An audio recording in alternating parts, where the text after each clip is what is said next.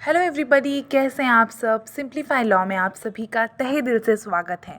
आज के इस सेशन में हम डिस्कस करने जा रहे हैं संघ लोक सेवा आयोग परीक्षा का पाठ्यक्रम यानी कि यूपीएससी सिविल सर्विस एग्जामिनेशन का सिलेबस। इससे पहले के सेशन में भी हमने यूपीएससी सिलेबस डिस्कस किया था, लेकिन वो इंग्लिश मीडियम में था। आज का ये सेशन होने जा रहा है हिंदी मीडियम के लिए। तो कई सारे एस्पिरेंट्स हैं, कई सारे स्टूडेंट्स हैं जो हिंदी मीडियम से बिलोंग करते हैं और जो इस सिलेबस को हिंदी में समझना चाहते हैं, और ज़रूरी भी है क्योंकि क्या है, किसी भी एग्ज़ाम के लिए उसका सिलेबस का अच्छे से समझना, ठीक है, बहुत ज़रूरी होता है। तभी हम उसकी प्रिपरेशन अच्छे से कर सकते हैं। बिना सिलेबस को समझे हम उसकी स्टडी अच्छे से कर ही नहीं सकते। काफ़ी ऐसे एस्पिरेंट्स पीछे रह जाते हैं, अंकों में कम पड़ जाते हैं। क्योंकि सिलेबस में वो कहीं ना कहीं समझने में थोड़ी सी गलती कर देते हैं या अच्छे से समझ नहीं पाते, और ऐसी गलती हमें बिल्कुल नहीं करनी है। इसीलिए हमें इस सिलेबस को अच्छे से समझना है। तो इसीलिए प्लीज़ इस वीडियो के एंड तक जुड़े रहिए, अच्छे से सुनिएगा और अच्छे से इस सिलेबस को समझिएगा। चलो शुरू करते हैं। तो देखिए, ये जो परीक्षा है यूपीएससी की, ये 3 पड़ाव में होती है। 3 स्टेजेस होते हैं इसके। प्रारंभिक चरण प्रिलिमिनरी एग्ज़ाम, मेन स्टेज, और तीसरा है व्यक्तित्व परीक्षण साक्षात्कार यानी कि इंटरव्यू।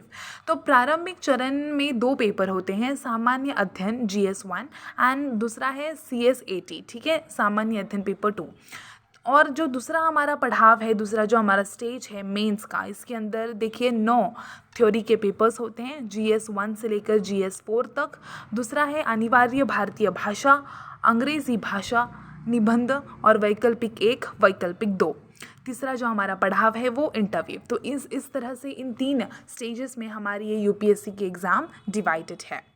आगे देखिए, अब जो हमारी आईएएस की प्रारंभिक परीक्षा है सिविल सेवा परीक्षा में, ये इसका पहला चरण होता है। 2021 में देखिए लगभग 10 लाख उम्मीदवारों ने यूपीएससी प्रीलिम्स के लिए आवेदन किया था, जबकि लगभग 11 लाख उम्मीदवारों ने 2020 में इसके लिए आवेदन किया था। तो आईएएस प्रारंभिक परीक्षा जो है, इसका जो पाठ्यक्रम है, इसे जानना महत्वपूर्ण क्यों है? क्योंकि यह एक स्क्रीनिंग टेस्ट है जो उम्मीदवारों को अगले चरण यानी कि मेंस के लिए उत्तीर्ण करता है। तो अगर हमें अगले स्टेज यानी कि मेंस में अगर एंट्री लेनी है, तो उससे पहले हमें प्रारंभिक परीक्षा को अच्छे से सफल होना उसमें बहुत ज़रूरी है। तो चलो सबसे पहले इसी प्रारंभिक परीक्षा का पैटर्न और पाठ्यक्रम डिस्कस करते हैं। तो देखिए, इस प्रारंभिक परीक्षा में 2 अनिवार्य पेपर होते हैं, सामान्य अध्ययन पेपर 1, सामान्य अध्ययन पेपर 2।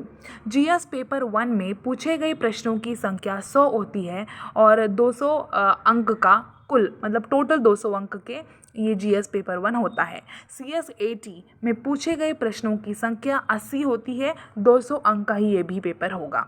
अंकों की कुल संख्या 400 अंक में होगी। मतलब प्रारंभिक परीक्षा ये टोटल यानी कि कुल 400 अंक की होती है। अब देखिए, नकारात्मक अंकन 1/3 प्रश्न के लिए आवंटित कुल अंकों में से प्रत्येक गलत उत्तर के लिए काटा जाएगा। समय इन दोनों पेपर्स के लिए 2-2 घंटे का होगा। आईएएस प्रारंभिक परीक्षा के जो 2 प्रश्न पत्रों पर नीचे विस्तार में मैंने चर्चा की है, तो देखिए कुछ इस तरह से है। सामान्य अध्ययन पेपर 1, तो देखिए सामान्य अध्ययन परीक्षा प्रारंभिक परीक्षा का पहला पेपर है। इस परीक्षा का उद्देश्य उम्मीदवारों की सामान्य जागरूकता को विभिन्न विषयों में परीक्षण करना है, जिसमें शामिल है भारतीय राजनीति, भूगोल, इतिहास, भारतीय अर्थव्यवस्था, विज्ञान और प्रौद्योगिकी, पर्यावरण और परिस्थितिकी, अंतर्राष्ट्रीय संबंध और संबंधित यूपीएससी करंट अफेयर्स। तो इन सभी चीज़ों का हम कह सकते हैं इन्वॉल्वमेंट होता है सामान्य अध्ययन पेपर 1 में। सिविल सेवा योग्यता परीक्षा यानी CSAT ये जो होता है, इसके लिए यूपीएससी प्रीलिम्स पाठ्यक्रम का उद्देश्य रीडिंग कॉम्प्रिहेंशन और कभी कभी पूछे जाने वाले लाइक डिसीजन मेकिंग, ठीक है, डिसीजन मेकिंग अच्छे से ऐसे प्रश्नों के अलावा तर्क और विश्लेषणात्मक प्रश्नों को हल करने में उम्मीदवार की योग्यता का आकलन करना है। निर्णय लेना आधारित प्रश्नों को आमतौर पर नकारात्मक अंकों से छूट दी जाती है। कृपया ध्यान दीजिए, ये एक नोट है। प्रारंभिक परीक्षा केवल परीक्षा के बाद के चरणों के लिए एक उम्मीदवार की स्क्रीनिंग के लिए होती है। प्रीलिम्स में प्राप्त अंकों को अंतिम रैंक सूची में पहुंचते समय नहीं जोड़ा जाएगा। जीएस पेपर 1 प्रारंभिक पेपर 1 उसके अंदर कुछ ये सारी चीज़ें आती हैं और इन सभी विषयों का, इन सभी चीज़ों का, ठीक है, अच्छे से पढ़ना, अच्छे से समझना बहुत ज़रूरी है। राष्ट्रीय और अंतर्राष्ट्रीय महत्व की समसामयिक घटनाएं, भारत का इतिहास और भारतीय राष्ट्रीय आंदोलन, भारतीय और विश्व भूगोल, भारत और विश्व का भौतिक, सामाजिक, आर्थिक भूगोल, भारतीय राजनीति और शासन, संविधान, राजनीतिक व्यवस्था, पंचायती राज, सार्वजनिक नीति, अधिकार मुद्दे आदि, आर्थिक और सामाजिक विकास, सतत विकास, गरीबी, समावेश, जनसांख्यिकी, सामाजिक क्षेत्र की पहल आदि, पर्यावरण परिस्थितिकी, जैव विविधता और जलवायु परिवर्तन पर सामान्य मुद्दे जिनके लिए विशेषज्ञता की आवश्यकता नहीं है, सामान्य विज्ञान। CSAT पेपर यानी प्रारंभिक पेपर 2, इसके अंदर देखिए समझ, संचार कौशल सहित पारस्परिक कौशल, तार्किक तर्क और विश्लेषणात्मक क्षमता, निर्णय लेना और समस्या का समाधान, सामान्य मानसिक क्षमता, मूल संख्यात्मकता, संख्याएं और उनके संबंध, परिमाण के क्रम आदि, ये कक्षा 10वीं के स्तर का होता है। डेटा व्याख्या जैसे चार्ट, ग्राफ, टेबल, डेटा पर्याप्तता आदि, ये कक्षा 10th के स्तर का ही होता है। यूपीएससी मेंस के बारे में अवश्य जानें। तथ्य देखिए, मेंस परीक्षा सिविल सेवा परीक्षा के दूसरे चरण का गठन करती है। प्रारंभिक परीक्षा में सफलतापूर्वक उत्तीर्ण होने के बाद ही उम्मीदवारों को आईएएस मेंस लिखने में अनुमति दी जाएगी। मुख्य परीक्षा उम्मीदवार की अकादमिक प्रतिभा और समयबद्ध तरीके से प्रश्न की आवश्यकताओं के अनुसार उसकी समझ को प्रस्तुत करने की उसकी क्षमता का परीक्षण करती है। यूपीएससी मेंस परीक्षा में 9 पेपर होते हैं, जिनमें से 2 क्वालिफाइंग पेपर 300 अंकों के होते हैं।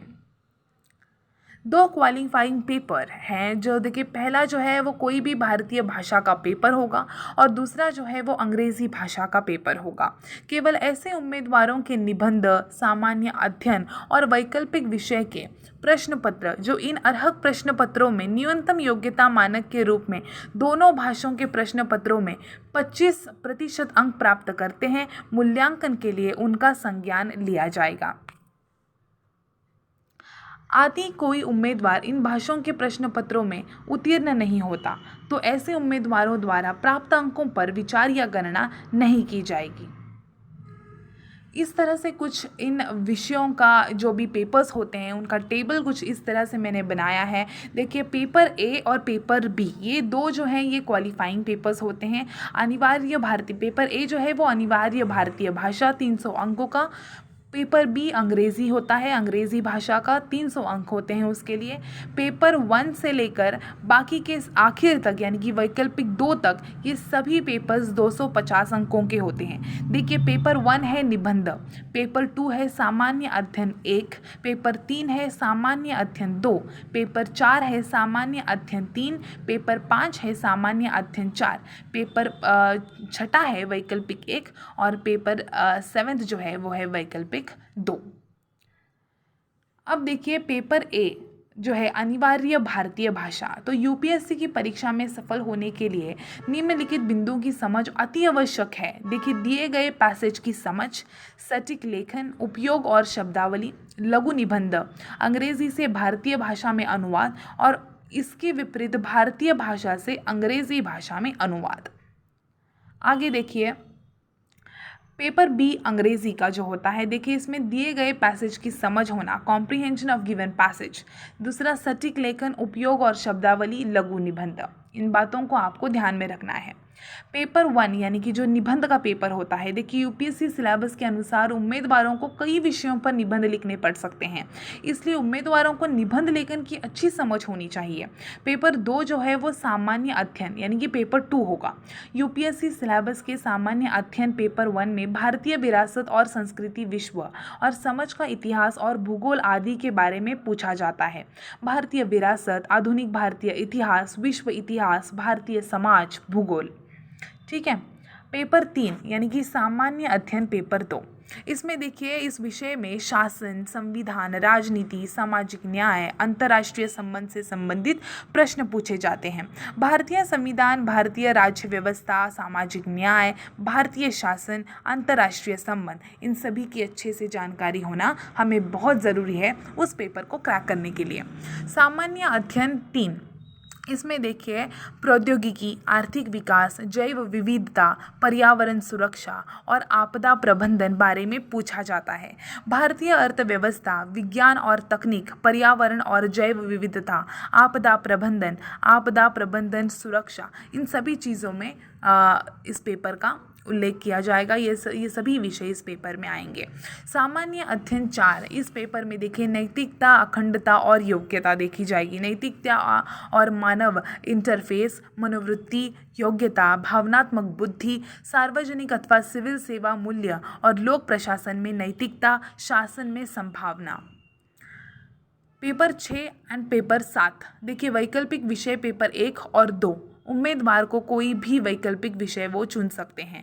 यूपीएससी सिलेबस में निम्नलिखित दिए गए विषयों में से कोई भी वैकल्पिक विषय वो चुन सकते हैं, उसकी सूची मैंने यहाँ पे नीचे मेंशन की है। तो देखिए कृषि विज्ञान है, पशुपालन और पशु चिकित्सा विज्ञान, मनुष्य जाति का विज्ञान, वनस्पति विज्ञान, रसायन विज्ञान, असैनिक अभियंत्रण, वाणिज्य और लेखा, अर्थशास्त्र, इलेक्ट्रिकल इंजीनियरिंग, भूगोल, भूगर्भशास्त्र, इतिहास, कानून, असमिया, बंगाली, डोगरी, अंग्रेज़ी, गुजराती, हिंदी, कन्नड़, कश्मीरी, कोंकणी, मैथिली, मलयालम, मणिपुरी, मराठी, नेपाली, मणिपुरी, मराठी, नेपाली, रिपीट हुआ, I am really sorry, Odia, Punjabi, Sanskrit, Santhali, Sindhi, Tamil, Telugu, Urdu, गणित।